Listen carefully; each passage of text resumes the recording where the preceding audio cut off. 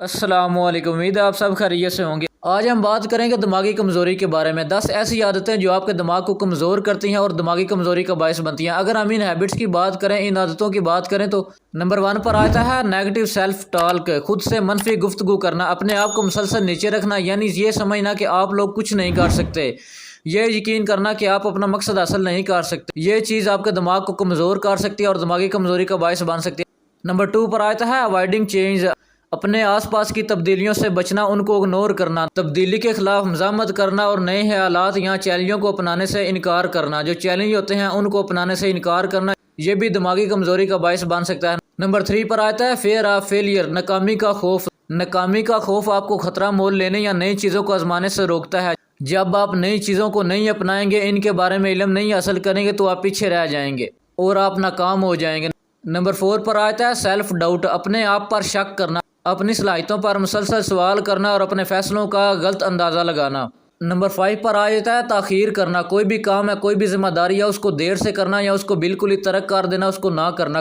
کاموں یا ذمہ داریوں کو ترک کرنا جس سے تناؤ اور اضطراب میں اضافہ ہوتا ہے، یہ بھی دماغی کمزوری کا باعث بن سکتا ہے۔ نمبر 6 پر آتا ہے آئسولیٹنگ یور سیلف، خود کو الگ رکھنا، سماجی میل جول سے گریز کرنا اور رشتہ داروں اور دوستوں کے ساتھ وقت نہ گزارنا، اکیلے رہنا، یہ بھی آپ کے دماغ کو کمزور کر سکتا ہے۔ نمبر 7 پر آتا ہے سیکنگ اپروول، منظوری حاصل کرنا، کوئی بھی آپ کا فیصلہ ہے، کوئی بھی آپ کا کام ہے، آپ کو چاہیے کہ آپ اس پر خود بھروسہ کریں، بجائے مسلسل دوسروں سے توثیق کی کوشش کرنا، یہ سمجھنا کہ کوئی دوسرا بندہ میرا کام کر دے گا۔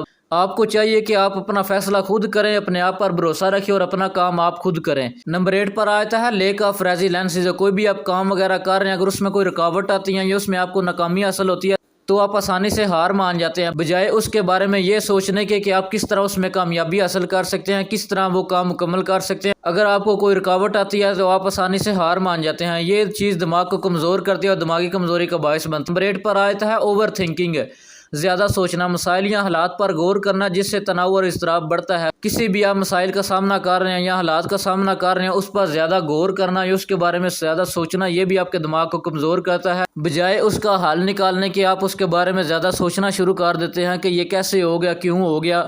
آپ کو چاہیے کہ آپ لوگ اس چیز کا حل نکالیں۔ نمبر 10 پر آتا ہے comparing yourself to other, اپنا موازنہ دوسروں سے کرنا، مسلسل دوسروں سے اپنا موازنہ کرنا جس سے احساس کمتری اور خود اعتمادی کم ہو سکتی ہے۔ اگر آپ اپنا موازنہ دوسروں سے کریں گے تو آپ ہمیشہ اپنے آپ کو کم سمجھیں گے، آپ اپنی ویلیو کو کم کریں گے، آپ اپنی قدر کم کریں گے۔ اس سے بہتر ہے کہ آپ اپنے آپ کو بہتر سمجھیں، بجائے یہ کہ آپ اپنا موازنہ دوسروں سے کریں۔ یہ 10 ایسی بری عادتیں ہیں جو آپ کے دماغ کو کمزور کرتی ہیں اور دماغی کمزوری کا باعث بنتی ہیں۔ اگر آپ ان کو ترک کر دیتے ہیں، ان کو چھوڑ دیتے ہیں تو آپ اپنی دماغی کمزوری کو ختم کر سکتے ہیں۔